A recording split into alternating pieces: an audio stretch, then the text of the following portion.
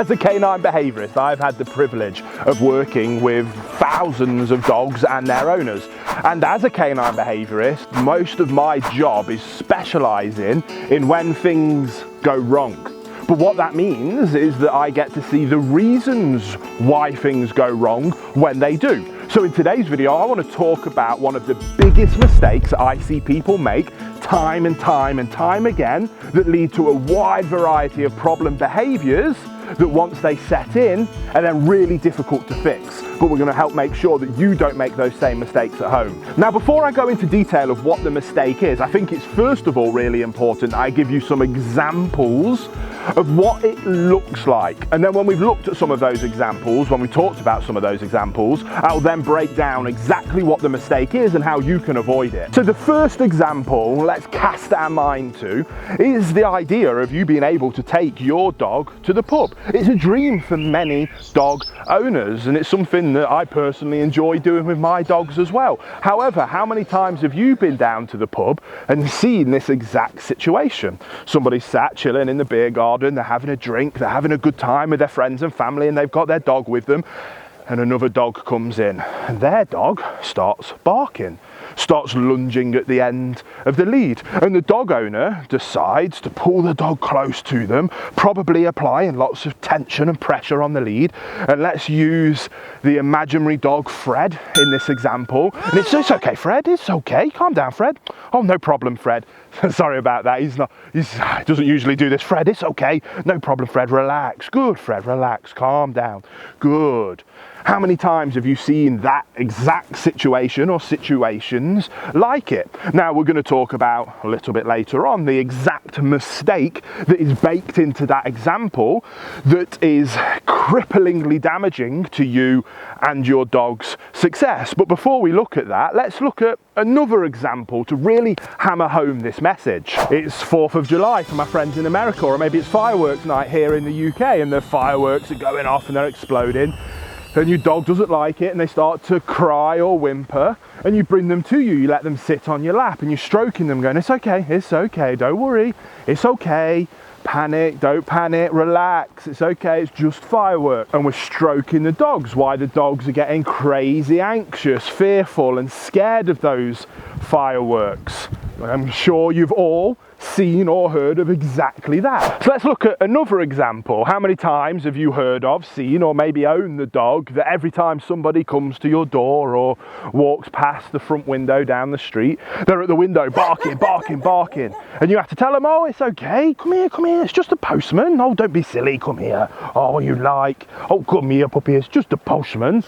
How many times have you seen that happening over and over and over again? Another classic example of this cardinal mistake that people make accidentally. They're coming from the right place, yet it's setting them and their dogs up for huge amounts of failure. So you might have been able to guess by now what it is that we're going to be talking about, but I think it's important that we look at it in a little bit more detail, and that is the concept that I call the mistake of reinforcement versus reassurance. Now, as humans, our human nature is to always reassure the people or things that we care about when we can see that they're in any kind of distress, upset, or displaying any kind of negative behaviours, especially if we believe those behaviours may be stemming from anxiety or fear. We want to help the people know that everything's okay. We want to help them understand that they don't need to be worried, that they don't need to be fearful. The problem is that we cannot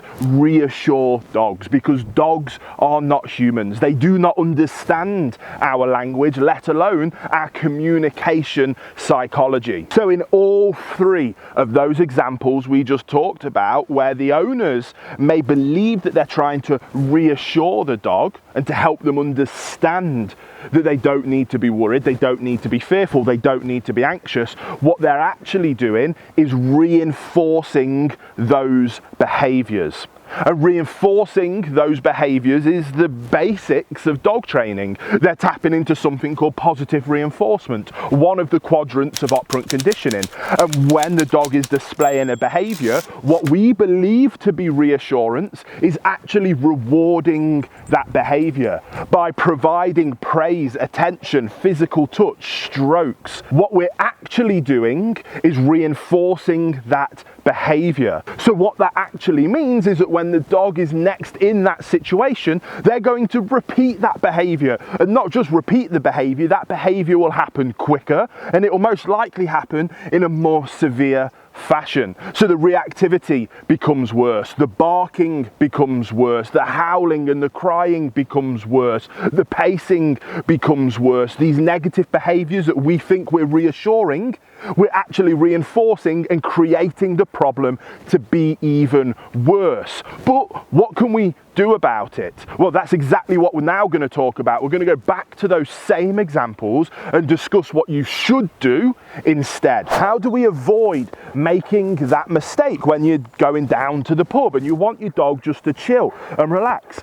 Well, my solution there is obviously we never want to accidentally reinforce that behaviour when we are thinking that we're reassuring the behaviour, but something like this is perfect. We teach our dogs a down and either a stay or what we call an implied stay. So while we're at the pub, we can put our dogs into a down command, and while they're in a down command, they know that until we tell them otherwise, they have to stay in that down command. And we start inside under low distraction, and we build that up gradually and gradually, increasing the distractions till we get to a point where we can be in a pub garden, and even if multiple dogs walk right past us, they understand that they have to remain in their down stay. And when they do, then we come in and we reward and we reinforce this behaviour with praise, with treats, and with physical touch, or giving them access to toys, or whatever your dog loves. There's going to be tons of opportunities to give them tons of reward, but we need to flip the script, and instead of accidentally reinforcing the bad behaviour, we reinforce the desirable one instead. So let's go back to our firework example, and I can tell you that my working line Labrador Uncle Sully here used to also be terrified of fireworks. What we did instead was, as soon as the fireworks started going off, we did this. We go for pack heel walks while the fireworks are going off above us.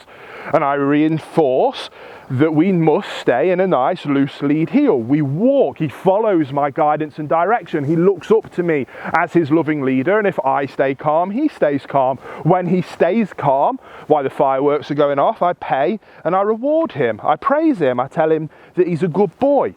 And that reinforces being calm while there's fireworks going on. And by repeating that process over and over again, we actually taught Sully to be excited about fireworks. It means we're going to get to go out and do his favourite thing, which is walking with me, going on a pack migration with me. So let's go back to our example of the dogs that are barking every time someone comes to the door or walks past the front window. What can we do to flip the script on that problem and not accidentally reinforce the bad behaviour when we're thinking we're reassuring it, but actually get them to display the right behaviour and then reinforce that one instead? Well, for me, it's really simple. You teach your dog a great place stay. So when somebody comes to the door, you can say, place, and they hop onto their bed or their place board, and you ask them to stay, and they stay there until told otherwise. You're giving them a job, and when they complete that job well, we reinforce, we praise, and we reward that behaviour instead.